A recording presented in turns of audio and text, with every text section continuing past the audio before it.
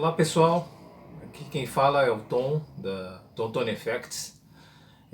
Hoje eu resolvi fazer um vídeo, uma coisa diferente, uma matéria diferente pro site da Guitar Experience, né? Normalmente eu escrevo na coluna Handmade, e hoje eu resolvi fazer uma coisa diferente, resolvi gravar um vídeo e falar sobre um assunto bem legal, acho que vai ser bem interessante para as pessoas.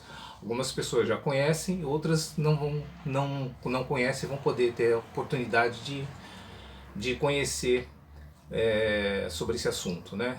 O que é então esse vídeo de que a gente vai gravar agora?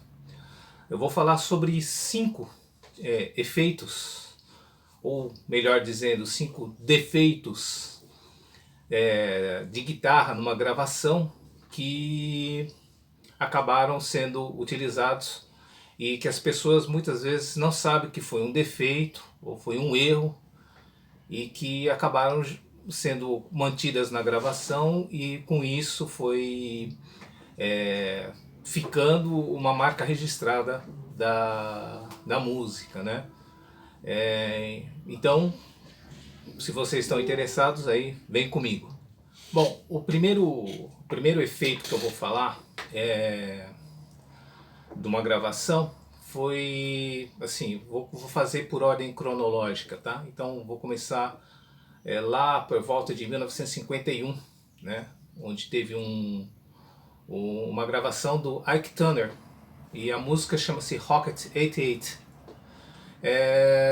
Nessa música a gente vai notar um som fuzzy na música, que na realidade não é um fuzz, ou não foi usado nenhum pedal de efeito, muito menos nessa época, em 51, não se existia pedal de efeito, ainda não tinha sido criado o pedal de distorção, né? Então, como é que foi feito esse som? Esse som dessa música, na guitarra do Willie Kizard, ele estava plugado num amplificador Langevin.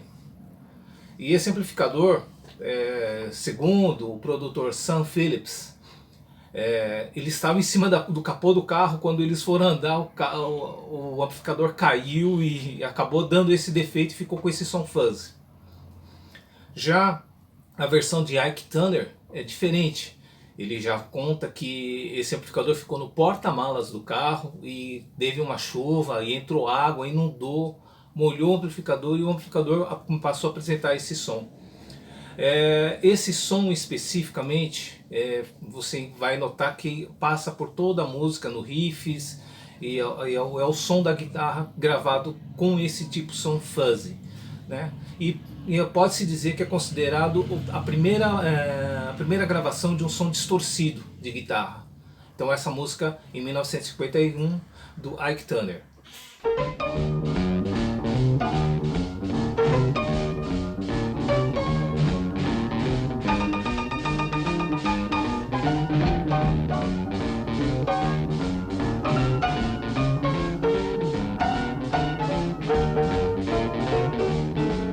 Women have heard of jalopies, you've heard the noise they make, but let me introduce my new Rocket 88.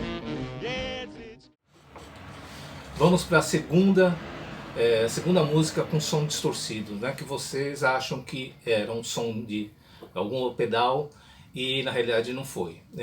Isso aí aconteceu agora em 1961. Já na música Don't Worry, que é de um músico chamado Martin Robbins, tá? Essa música em específico, ela é muito importante para o mundo da guitarra, porque foi nela que foi inspirado o primeiro pedal de distorção, que é o fuzz. Então, apesar de não ter sido gravação de com um pedal de fuzz, a partir dessa data, esse foi o marco do início, né? Da ideia de se criar um pedal para se distorcer. Então, no verão de 1960, em Nashville, Martin Robbins foi fazer uma gravação de uma música chamada Don't Worry. E quem era o engenheiro de gravação nesse estúdio em Nashville chamava-se Glenn Snod. Esse era o engenheiro. E durante a gravação existia um músico chamado Marty Robbins, que ele tinha um baixo Danelectro de 6 cordas. E esse baixo estava plugado no amplificador e existia no meio da música um solinho de baixo de 6 cordas, né? E o que aconteceu foi que o amplificador do baixo deu um defeito e na hora do solo ficou esse som fuzzy, diferente, né, distorcido, que aí no final da gravação ficou aquela discussão se fica ou não fica, se mantém ou se não mantém, e o produtor resolveu manter essa gravação desse jeito, com esse som distorcido, o que foi uma decisão acertada, porque a música se tornou um hit no verão de 1961 e Glenn Snod percebeu, visualizou o potencial comercial desse efeito que surgiu, né? A princípio foi aí que surgiu, que começa a história do fuzz. Mas essa aí seria eu vou gravar um outro vídeo contando essa história, porque já é uma história mais longa e bem bonita, bem legal para se conhecer, tá? Para quem realmente se interessar. Eventualmente mais para frente eu vou gravar um vídeo falando sobre isso daí. Mas então essa segunda música, que é Don't Worry, do Martin Robbins, ela foi uma das músicas que deu início à história do fuzz, né? E a história da distorção da guitarra. E com ele surgiu o primeiro pedal de distorção, que é o produzido pela marca Gibson, né? Mas quem produziu era a empresa Kalamazoo, e o nome e a marca do pedal era o Maestro Fuzz FZ1, né? Então essa segunda música que as pessoas podem achar que era um pedal de distorção, mas não era. Foi um outro defeito que foi dado no amplificador. Don't worry about me.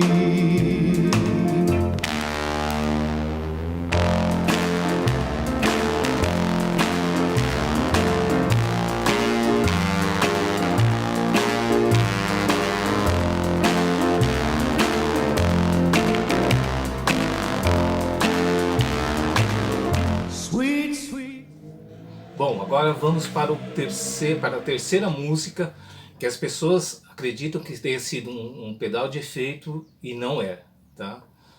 Aí a gente já pula para o ano de 1964, né? Uma banda chamada The Kinks grava a música You Really Got Me, né? Eternizada anos depois pelo Van Halen, né? Que regravou essa música, e ela também se tornou um hit da banda também, mas em específico em 1964, né, foi gravada essa música, e a utilização de um defeito, não um efeito de pedal,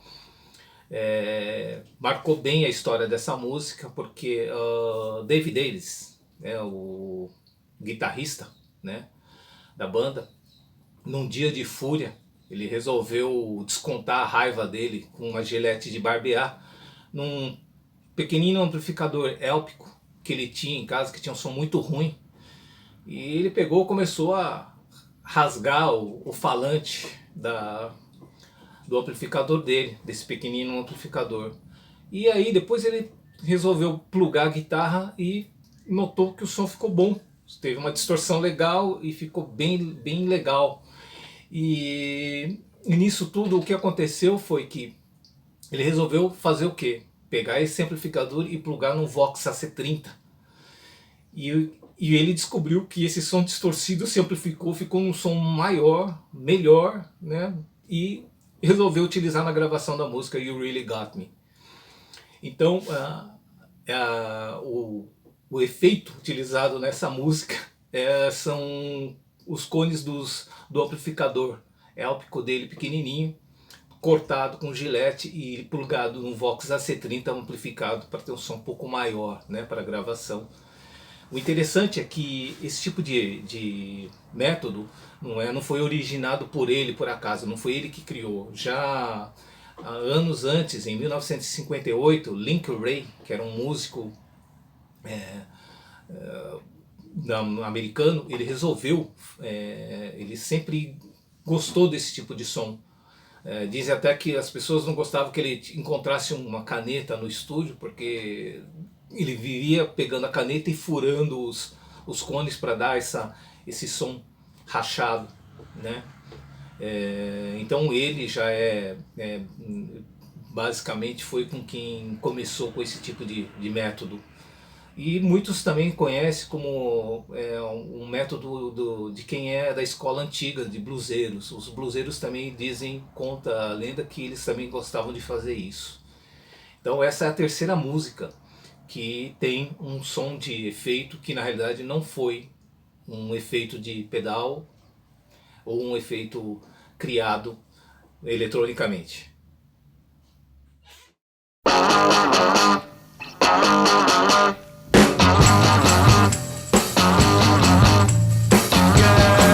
You really got me going. You got me so I don't know what I'm doing. Yeah, you really got me now. You got me so I can't sleep at night. Agora vamos para a quarta música, né? E a gente já pula para o ano de 1968.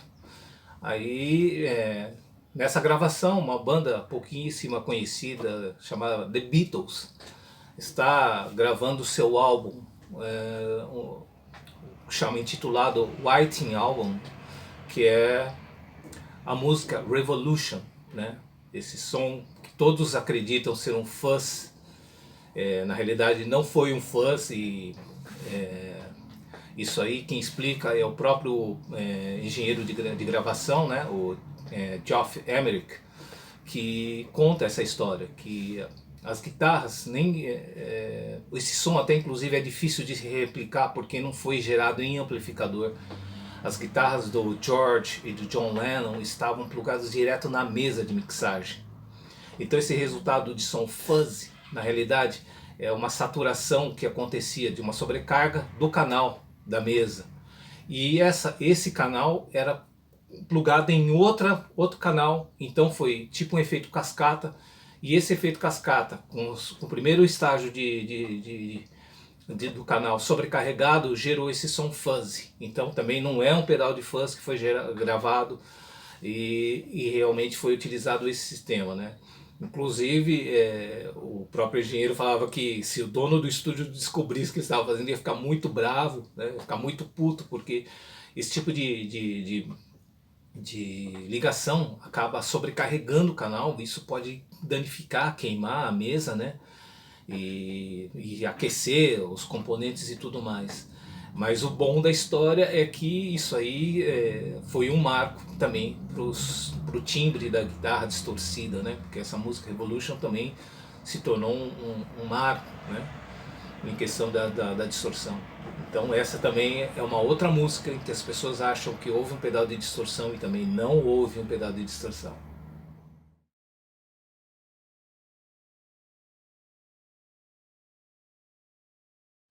Bom, e aí vamos para a última música, a quinta música. Estamos já no ano de 1971 e a banda Pink Floyd está gravando a música Echoes, né?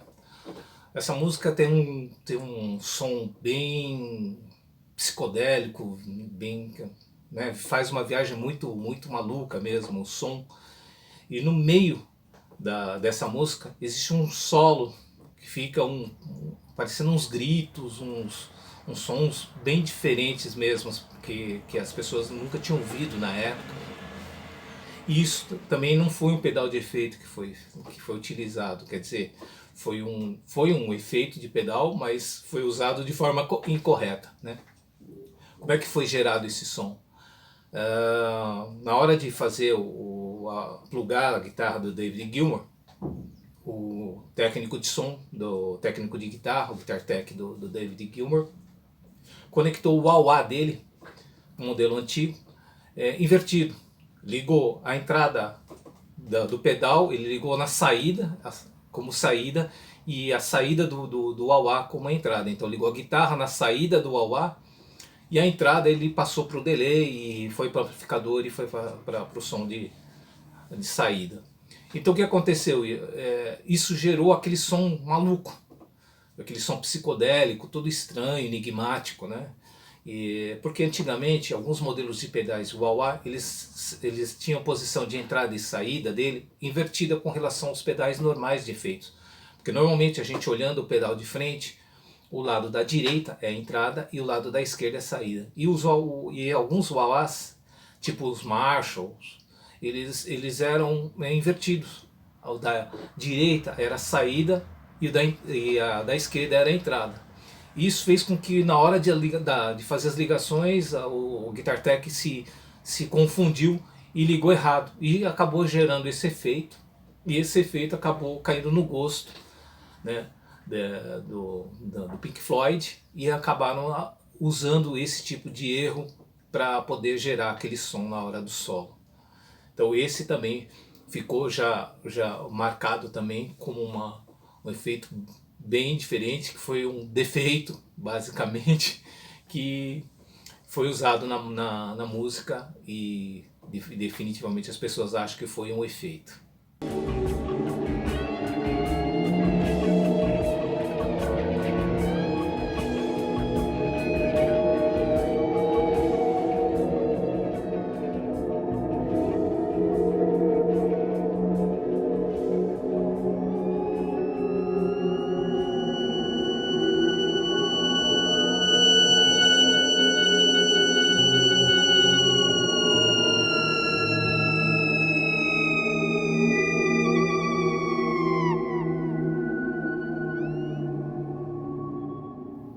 Tá?